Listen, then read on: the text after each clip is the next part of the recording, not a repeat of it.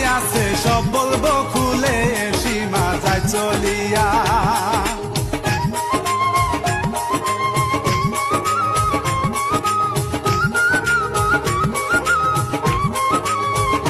সীমা যায় চলিয়া দেখে চাইয়া মমিনের দিকে, মুখে তাহার মিষ্টি হাসির স্বপ্ন দুই চোখে, সীমা বুঝতে পেল